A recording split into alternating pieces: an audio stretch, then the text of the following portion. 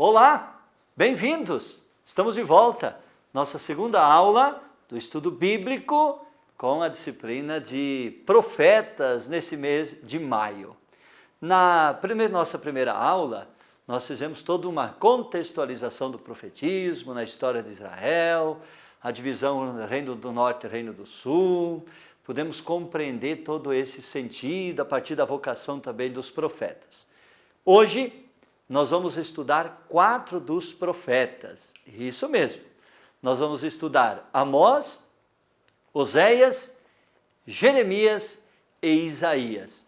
Esses 4 profetas nós queremos aprofundar um pouquinho a partir de algumas observações que vamos fazendo aqui e vamos também ao texto bíblico. Por isso, Bíblia na mão. Tenha a Bíblia na sua mão, o texto que depois vai poder ajudá-lo, né? E muitas dessas considerações que vou também trazendo para a nossa aula de hoje, na Bíblia de Jerusalém, na introdução do que se refere aos profetas, na Bíblia de Jerusalém, tem uma introdução muito bem elaborada, e a partir dessa introdução nós temos muitas informações, tá bom? Só lembrando aqui, para a gente poder retomar o que nós dizíamos na aula anterior. Nós falávamos do Reino do Norte e do Reino do Sul. O Reino do Norte foi destruído em 722 e o Reino do Sul destruído no ano de 587, tá bom? Nós também dizíamos de que profetas que se destacaram no Reino do Norte, né? Além de Elias e Eliseu, que são profetas que não têm livros bíblicos, a menção a eles está sempre no livro de Reis também, mas nós temos Jonas, Amós, Oséias, e nós vamos estudar do Reino do Norte, Amós e Oséias, ok? Então vamos lá, procure aí na sua Bíblia onde está o texto de Amós. Tá? Você vai encontrar Amós, antes de Amós vem Oséias, vem Daniel, vem Ezequiel, né? Ele está um pouco mais à frente de onde encontramos esses profetas, né? O profeta Amós. Vamos lá. Quem é Amós? Nós vamos encontrar no próprio texto do profeta Amós, capítulo 1, versículo 1. Palavra de Amós, um dos criadores de Tecoa, o que ele viu contra Israel no tempo de Osias, rei de Judá, e no tempo de Jeroboão, filho de Joás, rei de Israel. Então, já sabemos alguma coisa a respeito de Amós, tá? Nós temos essa indicativa, né, de que Amós nasceu em Tecoa, um vilarejo não muito longe de Belém, então no sul. Amós é natural do sul, perto de Belém, aí uns 9, 10 quilômetros, tá? Nasceu pela metade do século VIII, então vamos dizer aí por volta do ano 750, por aí, o nascimento de Amós. Por aquilo que o próprio texto nos diz, nós somos também instruídos por muitos estudos bíblicos de que Amós era, sim, provavelmente um proprietário agrícola, talvez um pequeno criador de gado, um cultivador de sicômoros, né? São essas as indicações que nós temos aí também, né? Uma frase de destaque que nós sempre trazemos a partir de Amós, né? Aliás, Amós, né, a expressão sempre nos indica, Deus sustenta, e ele vai ser profeta no Reino do Norte, tá? Vai ser profeta no Reino do Norte. Ai dos que oprimem os fracos e esmagam os indigentes. Nós vamos conhecer mais a fundo a profecia de Amós. Veja, temas são importantes tratados aqui por Amós. Entre eles, a violação da aliança, né? O abandono da aliança, a idolatria, Não esqueçamos, como dissemos na aula anterior, que Amós se depara também com uma religião muitas vezes vazia em torno, né, dos santuários, que existe também no norte, né, Gilgal, Betel. Tá? Então, Amós tem aí um grande desafio, que é desmascarar a falsa religião. Amós procura desmascarar a falsa religião. Começamos aqui no capítulo, é um texto de 9 capítulos, né? Não é muito longo o texto, né, do profeta Amós, em torno aí de 9 capítulos, são 9 capítulos, e ele começa, numa das primeiras grandes partes, colocando o julgamento das nações vizinhas de Israel e também do próprio Israel.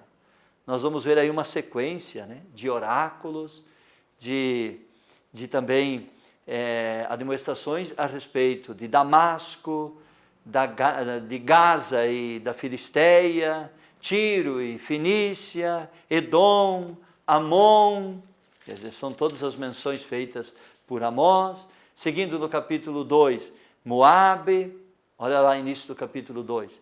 Assim falou Yahvé, por 3 crimes de Moabe e por 4 não o revogarei, porque queimou os ossos do rei de Edom, até calciná-los. Enviarei fogo contra Moabe, e ele devorará os palácios de Cariote. Então, esses oráculos.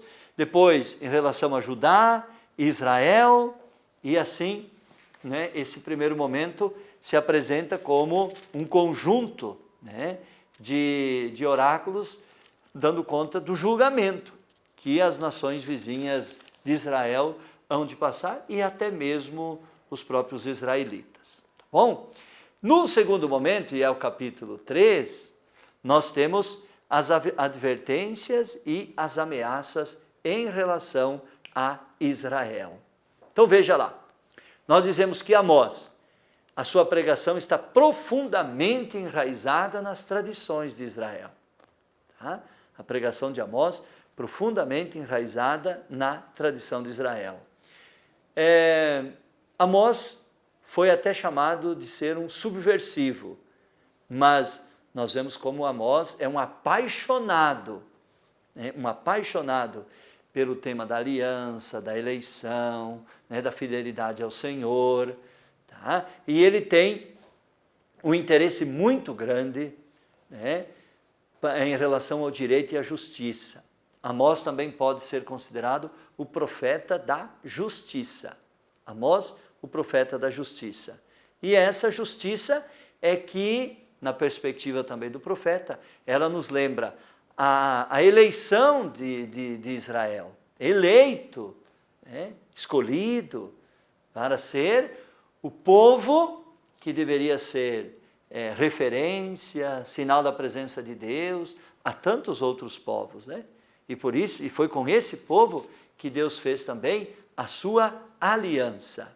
E aí, nós vemos que em Amós há uma palavra muito forte em relação às autoridades, né, do Reino do Norte e também em relação aos próprios líderes religiosos. Quer dizer, ele condena a exploração dos pequenos, né? Muitas vezes são pequenos proprietários, dos fracos, dos que estão sendo muitas vezes esmagados e muitas vezes sendo humilhados. Condena 2 grandes pecados, que é a opressão e o pisoteamento dos pobres e o culto à fertilidade. Né? E ele diz, e a religião está ignorando tudo isso. Belas liturgias, e isso nada leva a uma concretude também na vivência do dia a dia com o povo de Israel. E aí ele diz, a liturgia estava pervertida em banquetes, muitas vezes barulhentos, com ostentação de luxo, comilança, músicas, cantos, e nem sempre isso se coloca na vivência do dia a dia. A respeito disso, a corrupta Samaria perecerá. Capítulo 3, versículo 9. Proclamai nos palácios de Azoto e nos palácios da terra do Egito, dizei, reuni-vos nas montanhas da Samaria e vede as numerosas desordens em seu seio, as violências em seu meio. Não sabem agir com retidão, oráculo de Yahvé. Aqueles que amontoam opressão e rapina em seus palácios. Por isso assim falou o Senhor Yahvé, um inimigo cercará a terra e arrancará de ti o teu poder e os teus palácios serão saqueados. Não esqueçamos que Amós, que é do sul, como dissemos, de Tecoa, perto de Belém, vive a sua missão profética no norte antes da destruição, antes de 722, porque nós não encontramos referências em relação a isso. Então, veja que Amós está também dando conta dessa realidade de que caminha-se para a destruição. Mesmo capítulo 3, agora no versículo 13, encontrou aí? Capítulo 3, versículo 13. Ouvi e testemunhai contra a casa de Jacó, oráculo do Senhor Deus dos exércitos, no dia em que eu castigar os crimes de Israel, castigarei os altares de Betel. Betel, não esqueçamos, um grande santuário situado no Reino do Norte. Os chifres do altar de Betel serão cortados e cairão por terra. Eu abaterei a casa de inverno com a casa de verão. As casas de marfim serão destruídas e muitas casas desaparecerão. Oráculo de Yahvé. Então, é um profeta que tem uma palavra forte, principalmente sobre essa realidade da opressão, da exploração e da religião que é vazia, tá? De uma religião vazia, sem muito comprometimento. Temos aí referências, lugares importantes do norte, que são citados por Amós, Betel, Gilgal, Bersabeia. E aí, o grande problema que Amós se depara é com uma religião muito institucionalizada e fechada em si mesma. Tá? Uma religião que é fechada em si mesma, que não está aberta à realidade, não está inserida, uma vivência religiosa que não leva também à transformação. Isso brota da própria palavra de Deus.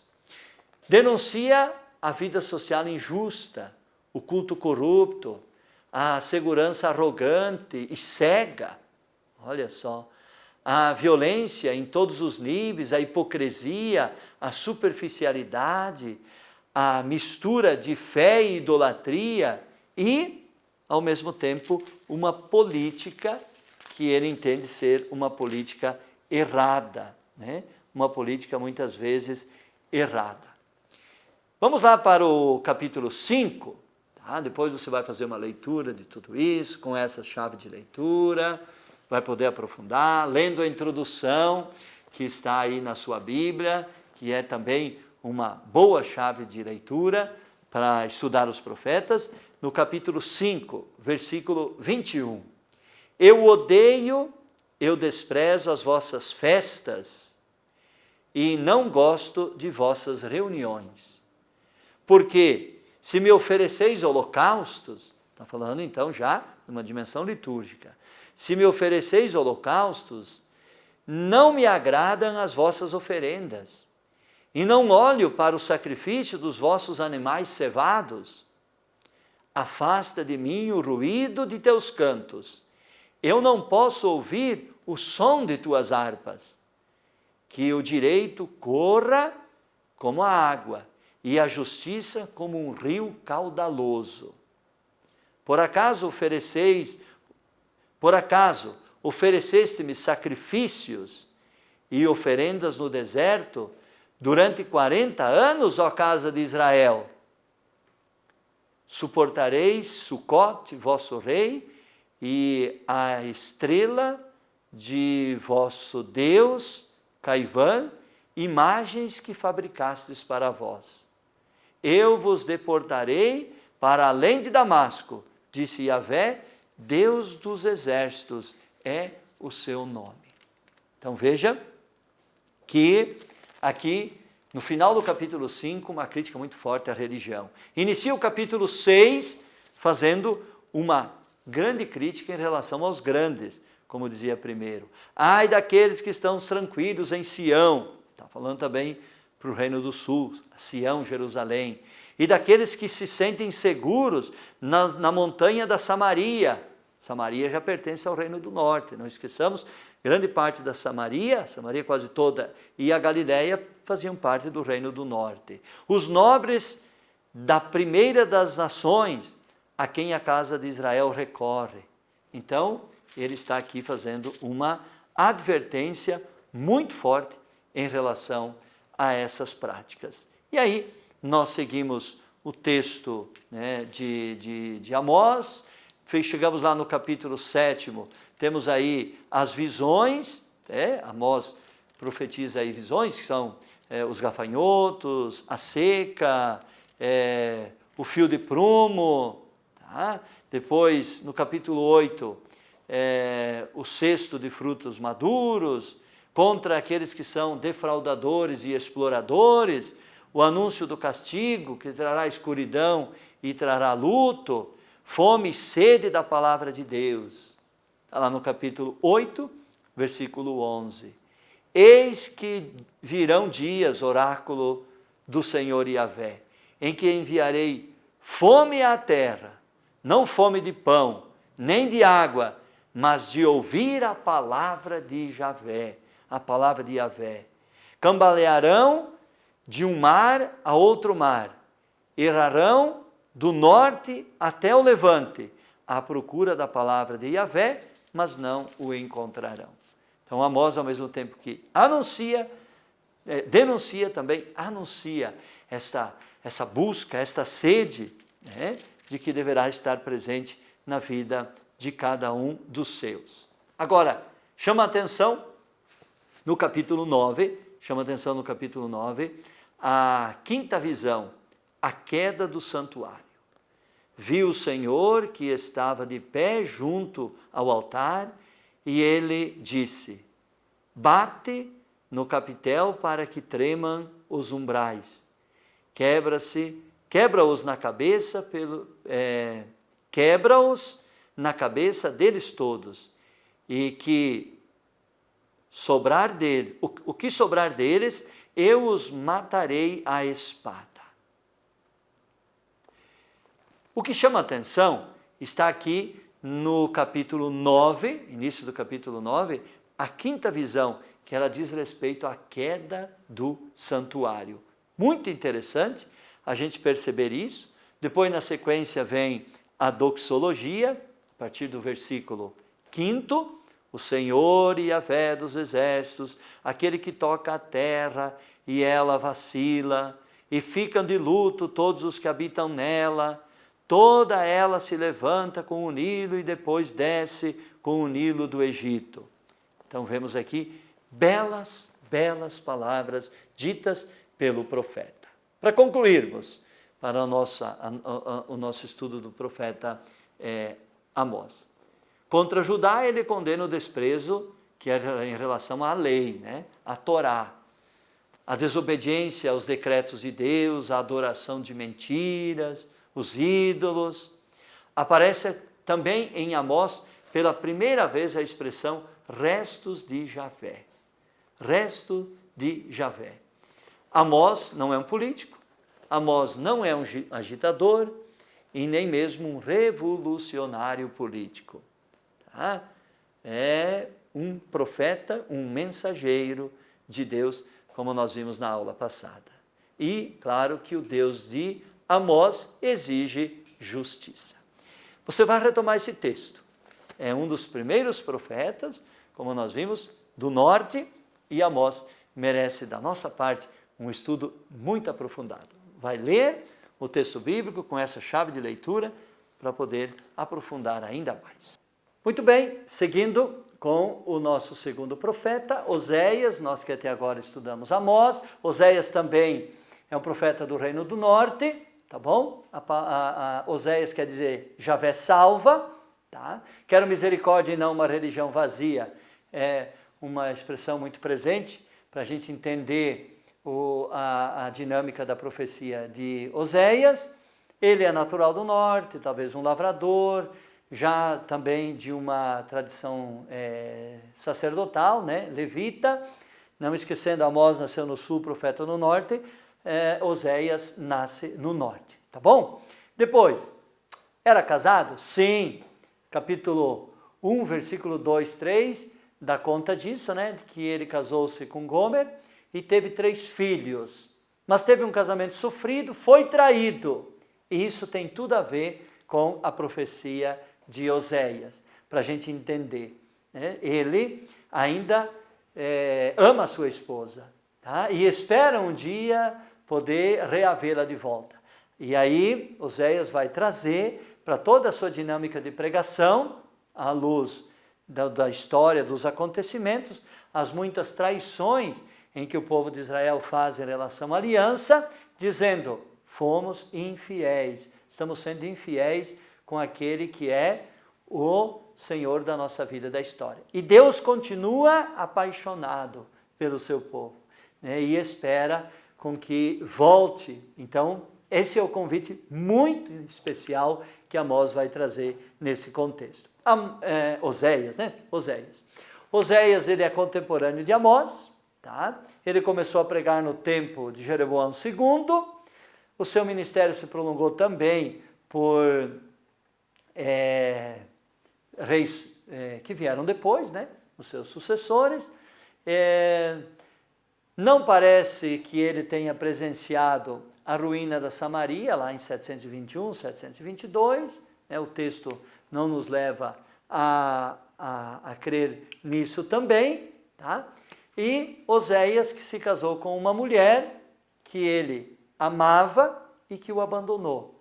Mas ele continuou amando-a e com o desejo de recebê-la de novo, né? Depois de colocá-la à prova. Isso é muito importante para a gente entender o profeta Oséias. O capítulo 2, né? Isso nós temos presente, capítulo 2, perspectiva de futuro, né? Nós temos aqui nessa dimensão de que Israel foi desposada por Yahvé e comportou-se como uma mulher infiel, né? Como uma prostituta, e provocou a ira e o ciúme, né, do seu esposo divino, o qual não deixa de amá-la e a castigará, mas com o fito de reconduzi-la a si e devolver-lhes as alegrias e também o primeiro amor. Vamos ao texto, capítulo 2, que é muito interessante. Aliás, no capítulo 1 já temos o casamento de Oséias, né? Começo das palavras de Yahvé, por intermédio de Oséias, disse Yahvé a Oséias: vai, toma para ti uma mulher que se entrega à prostituição e filhos da prostituição, porque a terra se prostitui constantemente, afastando-se de Yahvé. Ele foi e tomou Gomer, filha de Deblaim, que concebeu e lhe gerou um filho. E Yahvé lhe disse: dá-lhe o nome. Aí ele dá o nome, né? E aí vem o nascimento dos filhos, né, de Oséias com Gomer. Capítulo 2. Processai vossa mãe, processai, porque ela não é minha esposa, e eu não sou o seu esposo. Que ela afaste do seu rosto as suas prostituições, e de entre os seios seus adultérios. Senão eu a despirei completamente. E aí continua esse processo de lamentação, né, de Oséias em relação à sua esposa, né, que o traiu. Inclusive lá no capítulo 3 consta: Oséias retoma a esposa infiel e a coloca à prova. E aí vem a explicação no capítulo 3, início do capítulo 3, dessa imagem muito forte da relação do esposo a esposo, o amor, a traição, na profecia de Oséias. Então Oséias exprimiu pela primeira vez as relações entre Yahvé e Israel nos termos de um matrimônio. É um dos primeiros personagens bíblicos que, para falar da relação de Deus com o seu povo, e aqui falando de maneira específica com os israelitas, usa a imagem do matrimônio. Tá? Só por isso já temos aqui uma boa chave de leitura. O tema fundamental, o amor de Deus, mesmo tendo sido desprezado pelo seu povo. Olha que interessante. Deus continua amando, assim como aquele esposo que foi traído, mas que continua amando. Né? E vale lembrar aqui, quando a gente acompanha casais que às vezes passam por uma experiência, né, até mesmo de separação, de traição, em muitos casos, cada um toma seu rumo, mas existem muitos casos que da parte de um dos dois ainda continua um amor muito forte.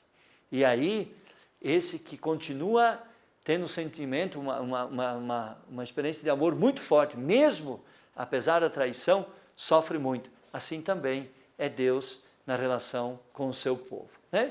Então, Oséias, ele repreende, e de maneira muito especial também, os dirigentes da sua sociedade.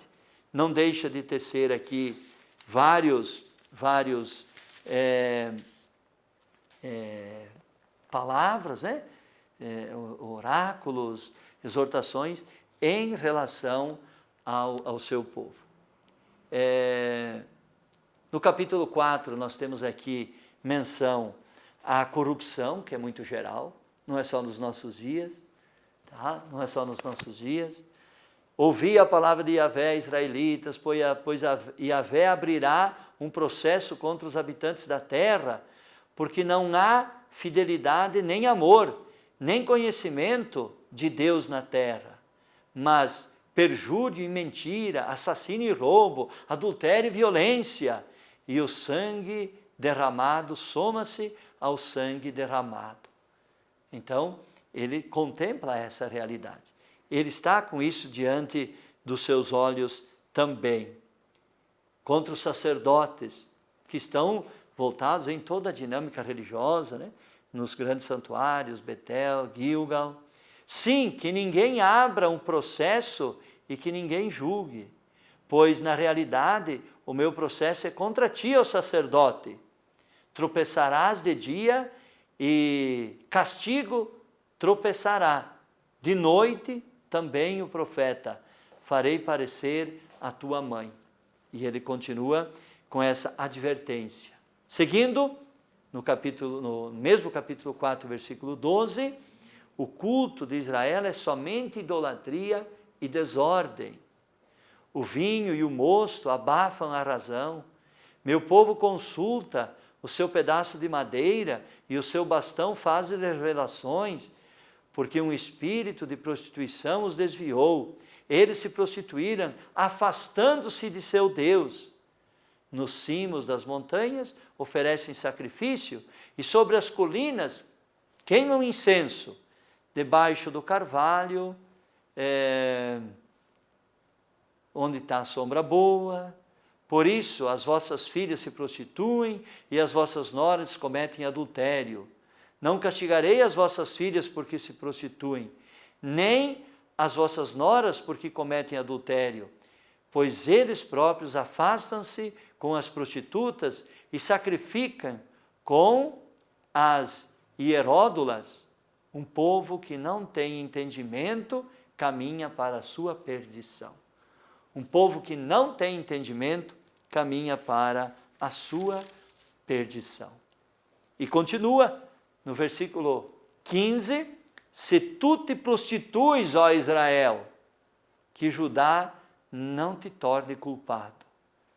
Então, essa imagem da prostituição, do abandono, da infidelidade, ela é muito presente no livro de Oséias.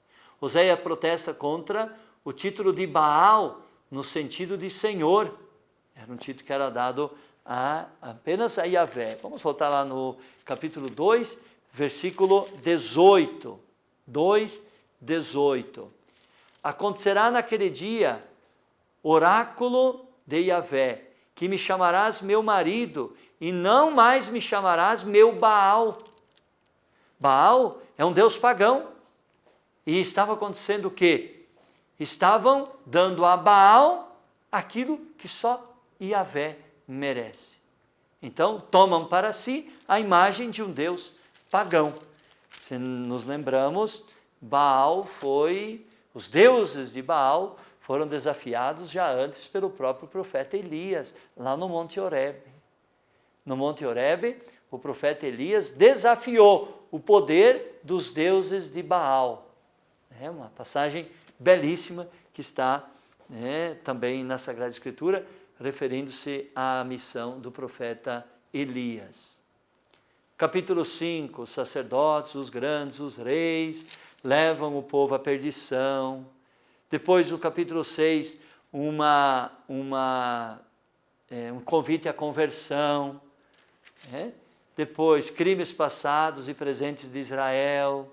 Israel arruinado por apelar ao estrangeiro, o que Oséias também está tendo muito presente. E aqui estão tendo olhos para tantos outros deuses, outras divindades, estão esquecendo de Yahvé.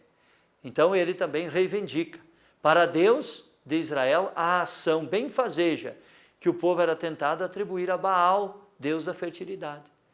Vocês não precisam ir atrás de Baal, não precisam invocar Baal, porque Yahvé é quem nos dá isso. Tá? Para que ir invocar Baal se temos um Deus que é o Deus da aliança? Aquele que tirou os nossos antepassados do Egito, aquele que nos libertou da escravidão, aquele que nos trouxe para a terra prometida, aquele que nos colocou nesta terra. E agora nós estamos nos esquecendo disso. Essa é a grande advertência que está sendo feita pelo profeta Oséias. Yahvé é um Deus ciumento, sim, que deseja possuir sem partilha o coração dos seus fiéis. Por isso a imagem do marido que continua com um amor muito grande e é ciumento, porque não quer dividir com outros amores, e aqui Yahvé não permite com que vão em busca de outros deuses, porque foge de toda a dinâmica da revelação do Deus único, único, que depois, ao longo da história, nós fomos compreendendo, que é Deus uno, trino, tá? Mas aí já está a imagem muito forte, do monoteísmo, tá?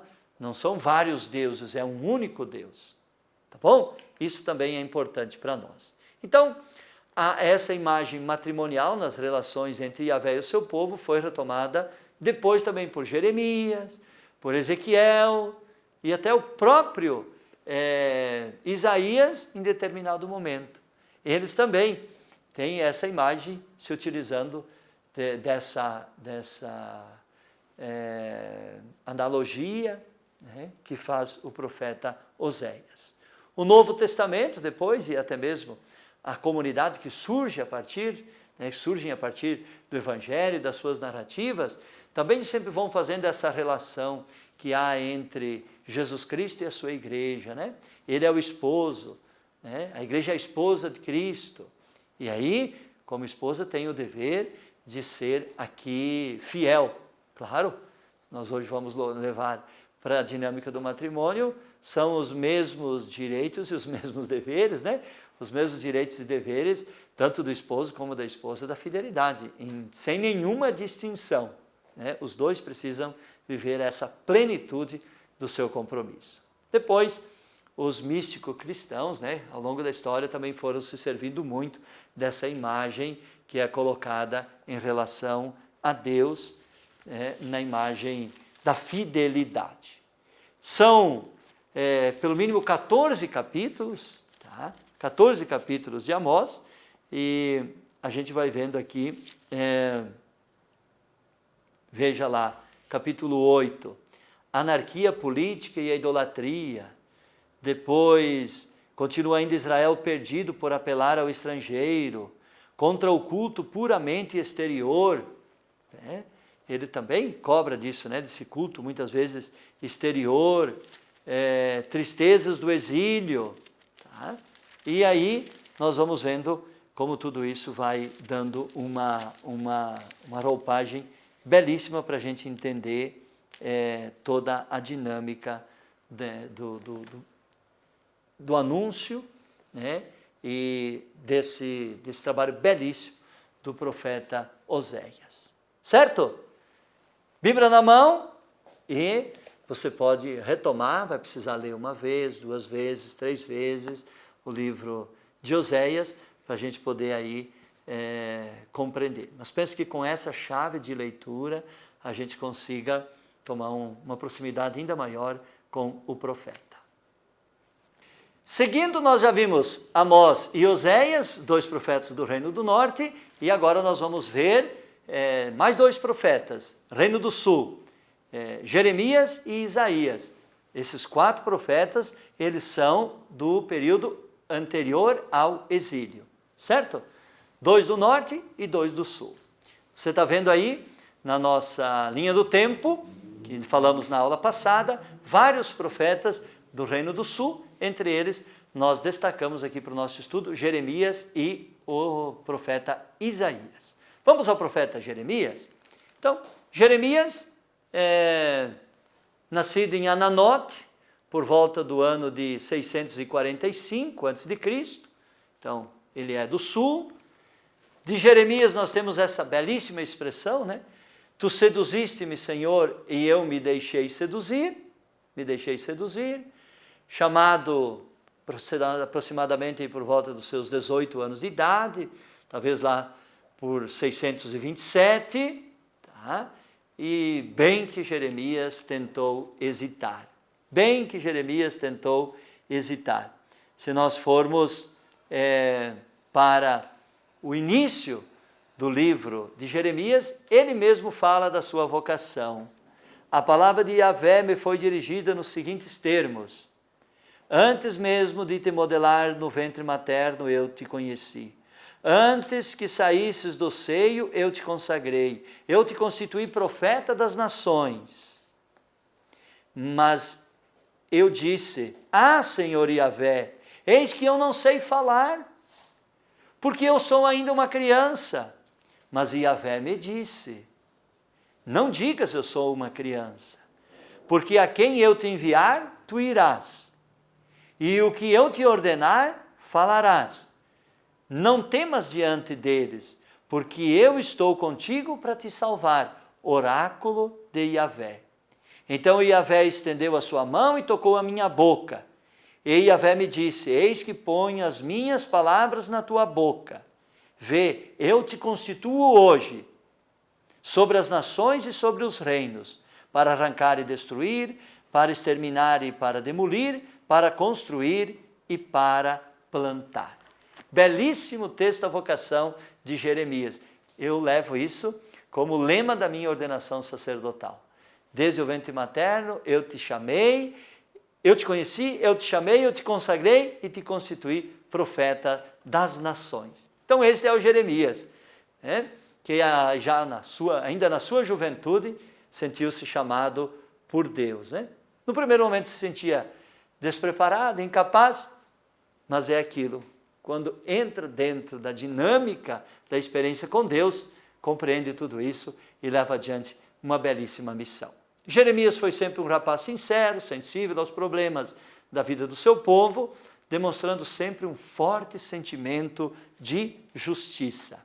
E é isso que nós vamos acompanhar ao longo dos vários capítulos, né, que constituem o livro do profeta Jeremias.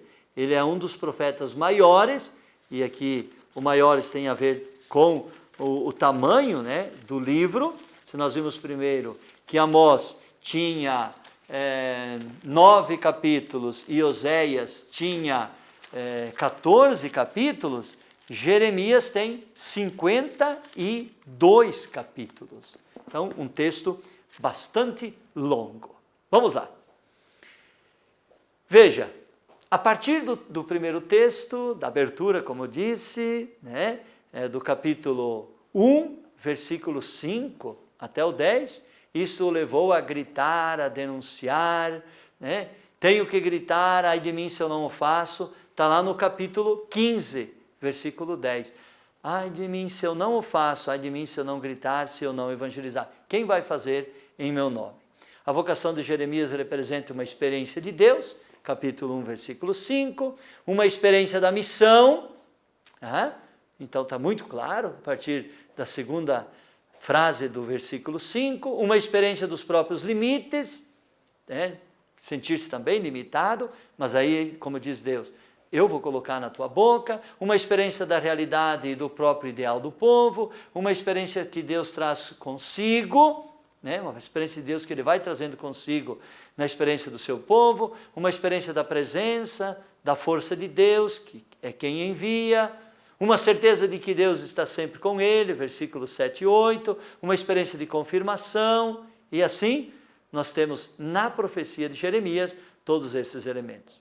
Porque Jeremias profetizou durante mais de 40 anos, e Jeremias é também visto como o profeta do sofrimento.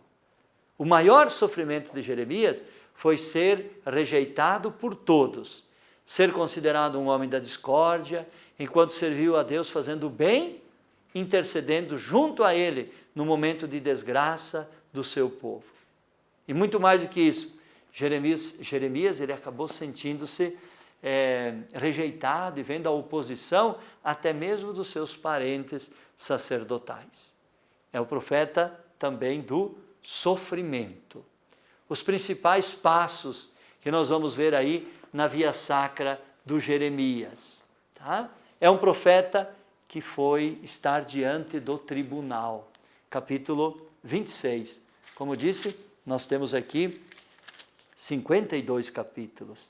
Prisão e julgamento de Jeremias. Está lá no capítulo 26. Dentro de um grande conjunto. As profecias de felicidade. Então, ele colocado diante do tribunal. Depois, a hostilidade dos profetas. Lá no capítulo 27, a ação simbólica do jugo e a mensagem aos reis do Ocidente. Então, ele também vai sendo hostilizado. Se nós olharmos no capítulo 28, a alteração com o profeta Ananias. Neste mesmo ano, no começo do reinado de Sedecias, rei de Judá, no 4º ano, no 5º mês, o profeta Ananias, filho de Azur, natural de Gaboão, disse assim a Jeremias no templo de Yahvé, na presença dos sacerdotes e de todo o povo. Assim disse Yahvé dos exércitos, Deus de Israel, quebrarei o jugo do rei da Babilônia, ainda 2 anos, e farei retornar a esse lugar todos os objetos do templo de Yahvé, que Nabucodonosor, rei da Babilônia, carregou daqui e levou para a Babilônia. Veja que aqui nós já temos uma menção ao exílio da Babilônia. Não esqueçamos que Jeremias é um profeta de antes do exílio, mas Jeremias presenciou a tomada de Jerusalém, ele está no sul, presenciou a tomada de Jerusalém, a destruição do templo e o início do período da escravidão na Babilônia. Como eu dizia na nossa introdução, Jeremias, aquele que alertou para a infidelidade, o abandono da aliança, o afastamento dos compromissos com o Senhor e a iminência da destruição. Por isso, Jeremias não fora aplaudido, Jeremias não fora acolhido, Jeremias sofreu tantas resistências que foram colocadas em relação a si. Depois, aqui a gente vai ter também, para o nosso estudo, e esses elementos aqui estão na introdução também do texto aos profetas da Bíblia de Jerusalém, muito importante para que você continue esse estudo, tá bom? Encontrou oposição não somente no rei, nas autoridades, no povo em geral, mas também em sua própria família. Tá? Então, um profeta aqui encontra essa resistência na própria família.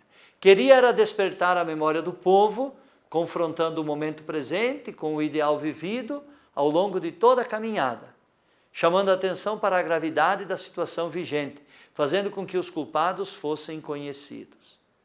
Isso é importante? Está lá no capítulo 2, versículos de 1 a 9. Vai e grita aos ouvidos de Jerusalém, assim disse Yahvé, eu me lembro em teu favor do amor de tua juventude, do carinho, do teu tempo de noivado, quando me seguias pelo deserto, em uma terra não cultivada. Israel era um santo para Yahvé, as primícias da sua colheita. Aqui também há uma menção a Oséias que a gente viu agora há pouco. É o tempo do noivado, quer dizer, aquele período bonito da caminhada pelo deserto, né? A chegada à terra prometida, todo o período que viveram num sistema tribal, né? E agora estamos vivendo um momento de abandono daquilo que é a fidelidade com Javé. Para Jeremias, as raízes das injustiças, a raiz das injustiças estava justamente no conhecimento, no desconhecimento de Deus, na corrupção do indivíduo e nas instituições. Quer dizer, o desconhecimento, desconhecemos a Deus, tá? E vamos nos afastando de Deus. A corrupção do indivíduo, as instituições que vão perdendo aquilo que é a sua finalidade, não há nada mais trágico do que uma instituição quando ela perde aquilo que é a sua vocação, aquilo que é a sua identidade, para aquilo que ela também foi criada. Na teologia de Jeremias, exigia a fidelidade da aliança com Javé. Esse é um fio condutor no estudo de Jeremias. Condenava a adoração de outros deuses, o culto nos lugares altos e toda tentativa de ignorar as exigências éticas e culturais da aliança. A aliança não está sendo vivida, para a plenitude, né, da graça da eleição do povo de Israel. Capítulo 4. Se te converteres, Israel, se te converteres a mim, se afastares teus horrores de minha presença e não vagares mais, se jurares pela vida de Yahvé na verdade, no direito e na justiça, então se abençoarão nele as nações e nele se glorificarão. Porque assim disse Yahvé ao homem de Judá e a Jerusalém, arroteai para vós um campo novo, e não semeeis entre espinhos. Veja, está aqui palavras duríssimas do profeta Jeremias. Dentre os principais temas também da sua pregação, aparecem a denúncia do pecado, o pessimismo antropológico, né, aquela visão negativa, né, o pessimismo em relação ao ser humano, o chamado à conversão, o castigo de Deus, as ilusões que estão presentes no dia a dia da vida do povo, tudo isso faz parte da profissão de Jeremias. Jeremias sofreu críticas e maldições, capítulo 15, versículo 10, vamos lá, 15, 10, é importante a gente ir sempre acompanhando também com o nosso texto, tá? Então, ai de mim, minha mãe, porque tu me geraste, homem que disputa e homem de discórdia para toda a terra. Não emprestei e nem me emprestara, mas todos me amaldiçoam. Veja, Jeremias vai vivendo essa dor também. E quantas vezes ele se coloca diante de Deus e fala, olha, Senhor, estou sendo visto como alguém de contenda, né? Me amaldiçoam, né? Tramam para a minha destruição, mas Jeremias continua perseverante na sua missão. Então, depois, calúnias e risadas do povo, capítulo 20, versículo 7, atentados contra Jeremias, capítulo 18, versículo 20, conspirações, 18, espancamentos, 22, acusações falsas, 26:11, violências, prisões, ameaça de morte. Quantos mártires ao longo da história? Assim também como Jeremias enfrentaram tudo isso. E Jeremias se fez perseverante na sua caminhada de fé. Esse é o profeta Jeremias que eu partilho contigo. Tá? Ele foi um homem de muita oração, de uma oração invejável. Deus era a sua força, a sua fortaleza, o seu refúgio. Teve coragem de colocar suas dúvidas diante de Deus, como também cobrar de Deus o compromisso assumido. Senhor, não me abandones. Senhor, tu me seduziste e eu me deixei seduzir. Não me abandones, que eu não seja derrotado, não por uma questão de vanglória pessoal, mas para que ele pudesse ter força e levar adiante a sua missão. Com o exílio ficou com o povo pobre, olha só. Então, em 586, quando Jerusalém é tomada e Jeremias é levado para o exílio, o povo é levado para o exílio na Babilônia, não todos, né, mas uma boa parte das lideranças, Jeremias fica com o povo pobre, perto da cidade destruída de Jerusalém. Procurou ajudar o povo a reavaliar a caminhada, buscando novos caminhos. Com quase 60 anos, continuou sonhando e lutando por um futuro melhor, junto com os pobres da terra.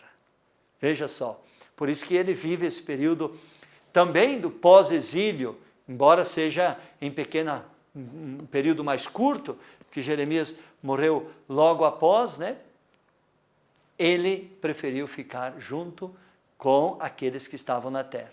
E Deus suscitou Ezequiel lá junto no exílio da Babilônia. Esse é Jeremias, boa leitura, retome, um profeta fantástico. Eu pessoalmente gosto muito do profeta Jeremias. Como eu disse, é o lema de minha ordenação, está despertado a partir da vocação também de Jeremias. Isso mesmo, nosso quarto profeta, seguidos de Amós e Oséias do norte, Jeremias, já estudamos o sul, agora o profeta Isaías. É o livro mais longo que nós temos entre os profetas. São 66 capítulos. 66 capítulos que dão a totalidade aqui do livro do profeta Isaías. Tá bom? Isaías nasceu por volta do ano 765, né? É um dos profetas do Reino do Sul, na sua grande maioria. Tá? A vocação de Isaías está lá no capítulo 6, olha só. Né? Vei isto, te tocou os lábios, tua iniquidade está removida, teu pecado está perdoado. Em seguida eu ouvi a voz do Senhor que dizia: quem hei de enviar? Quem irá por nós? Ao que eu respondi: eis-me aqui, envia-me a mim. Belíssimo testemunho, né, da vocação de Isaías. Vai e diz a este povo: podeis ouvir certamente, mas não entendereis, podeis ver certamente, mas não o compreendereis. E aí ele vai entendendo qual é a sua missão e qual é a sua vocação, né, diante do povo de Israel.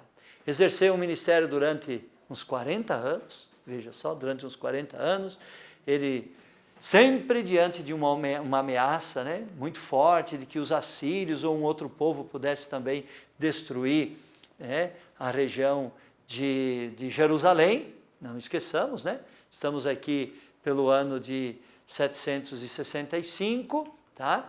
E depois os assírios destruíram só a região do norte. Bom, vamos lá.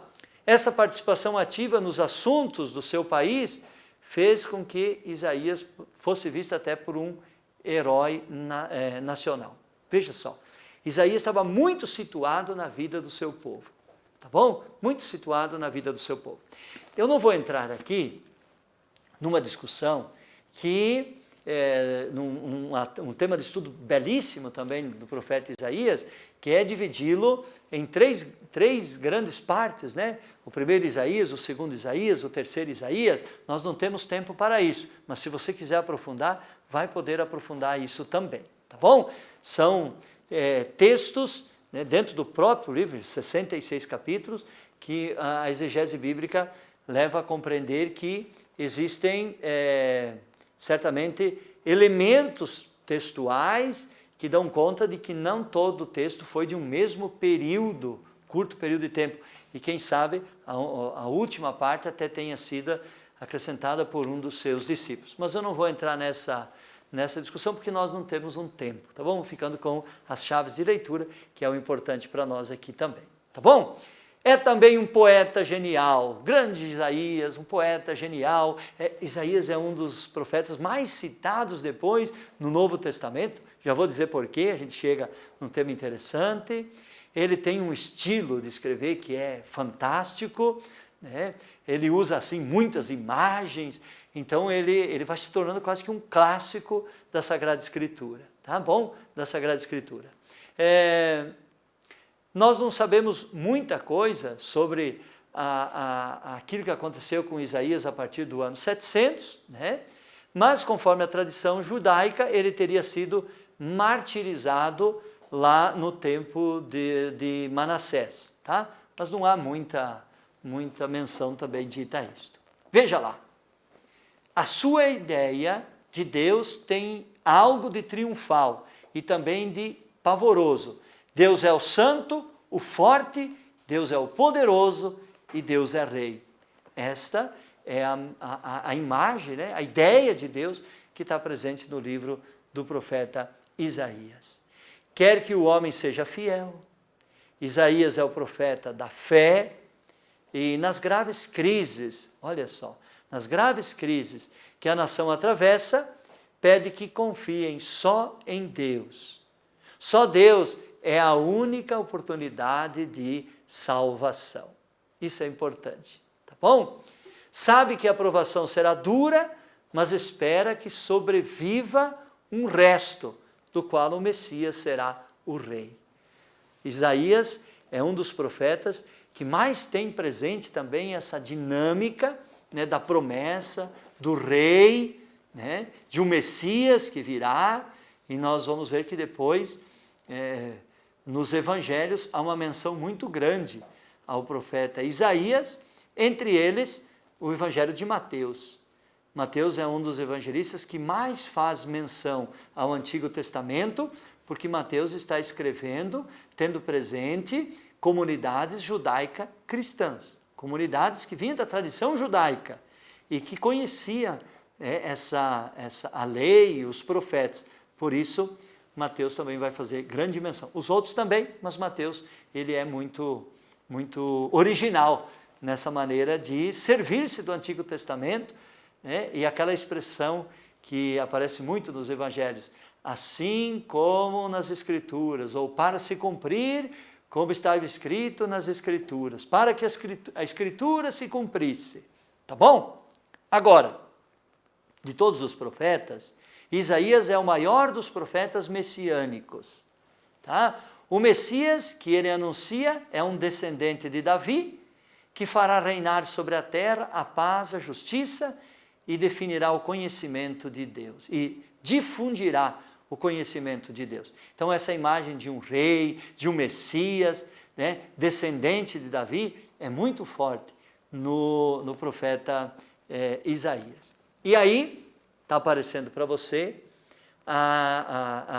essa imagem, né, que nós vamos tendo no capítulo 2, versículo de 1 a 5, no 7, do 10 ao 17, no capítulo 9, de 1 a 6. São todas citações bíblicas importantes para depois a gente fazer a nossa leitura. Eu vou tomar apenas o capítulo 2, versículos de 1 a 2. Tá bom, gente? Acha lá na tua Bíblia. Capítulo 2.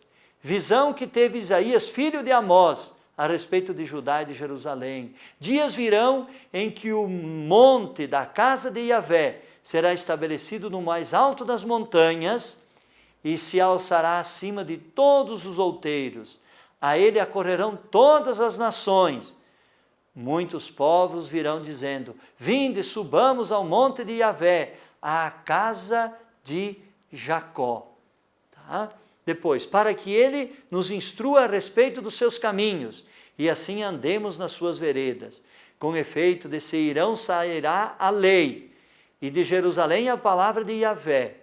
Ele julgará as nações, corrigirá muitos povos, estes quebrarão as suas espadas, transformando-as em relhas, e suas lanças, a fim de fazerem podadeiras. Uma nação não levantará a espada contra outra, e nem se aprenderá mais a fazer guerra. Casa de Jacó, vinde e adoremos na luz de Yahvé. Bom, esses textos são belíssimos, porque Isaías é fantástico. Agora, é importante percebermos isso. Você já ouviu falar do servo sofredor? Sim, né? Na liturgia de Semana Santa, a gente viveu agora há pouco, né? A caminhada quaresmal, Semana Santa. Então, a imagem de um servo sofredor. Quem era esse servo sofredor? Se refere a uma imagem, né, na perspectiva individual, está se referindo a uma imagem mais no coletivo. O importante é que as palavras que estão em 4 cânticos, conhecidos como Cântico do Servo Sofredor, tá? São peças assim líricas, né, de uma riqueza muito grande. O primeiro está no capítulo 42, versículo de 1 a 4. Vamos lá para o capítulo 42, versículo de 1 a 4, para a gente poder tomar sintonia com essa imagem, né, do servo. Vamos lá, capítulo 42, versículo de 1 a 4. Eis o meu servo, que eu sustento, o meu eleito, em quem tenho prazer. Pus sobre ele o meu espírito, ele trará o direito às nações, ele não clamará, não levantará a voz, não fará ouvir a voz nas ruas, não quebrará a cana rachada, não apagará a mecha bruxuleante, com fidelidade trará o direito. Não vacilará, nem desacorçoará, até que estabeleça o reino na terra, e as ilhas aguardem seu ensinamento. Assim diz Yahvé, que criou o céu e os estendeu, que firmou a terra e tudo que produz. Então veja, temos aqui o primeiro cântico do servo sofredor, que é no capítulo 42. Capítulo 49, nós temos aqui o segundo cântico, tá? O segundo cântico do servo sofredor, capítulo 49, versículos de 1 a 6, tá? Inclusive, a minha Bíblia de Jerusalém está indicando, né? Segundo canto do servo. Depois, o 50, capítulo 4, versículo 6, tá? 50, versículo 4 até o 6, o Senhor Yahvé me deu língua de discípulo, para que soubesse trazer ao cansado uma palavra de conforto. De manhã em manhã ele me desperta, sim, desperta o meu ouvido, para que eu ouça como os discípulos. E aí segue uma belíssima narrativa. Eu quero chegar no capítulo 52, versículo 13, até o 53, versículo 12. E ouvindo essas palavras, você vai lembrar da liturgia de Semana Santa. Eis que meu servo prostrará, ele se elevará, será exaltado, será posto nas alturas, exatamente como multidões ficaram pasmadas à vista dele. Depois, pois ele não tinha mais figura humana, e sua aparência não era mais a de homem. Assim agora nações numerosas ficarão estupefatas a seu direito, reis permanecerão silenciosos, ao verem coisas que não lhe haviam sido contadas, e ao tomarem consciência de coisas que nunca tinham ouvido. E aí continua esse belíssimo texto, continua lá dizendo, era desprezado e abandonado pelos homens, homem sujeito à dor, familiarizado com o sofrimento, como pessoa de quem todos escondem o rosto, desprezado, não fizeram nenhum caso dele, e no entanto eram nossos sofrimentos que ele carregava sobre si, nossas dores que ele carregava, mas nós o tínhamos como vítima de castigo, ferido por Deus e humilhado, mas ele foi trespassado por causa das nossas transgressões, esmagado por causa das nossas infidelidades. O castigo que havia de trazer-nos a paz caiu sobre ele. Sim, por suas feridas fomos curados. Esse texto aqui, depois, vai estar muito presente na narrativa dos evangelhos também, quando se refere à pessoa de Jesus Cristo. Nós dizemos assim, essa imagem do servo sofredor, né, que nós poderíamos ter presente, né, que é alguém que de fato vive essa doação, né, esse serviço total, entrega em benefício de uma causa maior, Jesus assumiu na plenitude da sua vida. Jesus assumiu essa dinâmica do servo, né, que esvaziou-se, humilhou-se, como diz depois São Paulo, né? Está lá na carta aos Filipenses, né? Aos Filipenses capítulo 2, belíssimo hino cristológico de Filipenses, que vai mais ou menos nessa mesma direção. Então, claro que desses 4 cânticos, os 3 primeiros não há dúvida nenhuma da parte dos exegetas de que seja, né, vamos dizer assim, de punho de Isaías. É possível, de repente, que o 4º seja um acréscimo de um dos seus discípulos que segue na mesma direção. O servo é mediador de salvação, virá, e isso justifica a interpretação messiânica que depois é feita, né? Que uma parte da tradição judaica dava dessas passagens, afora o aspecto do sofrimento, pois essa interpretação messiânica foi feita na pessoa de Jesus Cristo. Isaías, um texto belíssimo. Leia 1 vez, 2 vezes, 3 vezes o livro do profeta Isaías, para que possamos dele tirar bom proveito. Certo? Hoje estudamos Oséias, Amós, Jeremias e Isaías. Na próxima aula nós continuamos com mais profetas agora do período do exílio da Babilônia e profetas do pós-exílio da Babilônia. Até lá!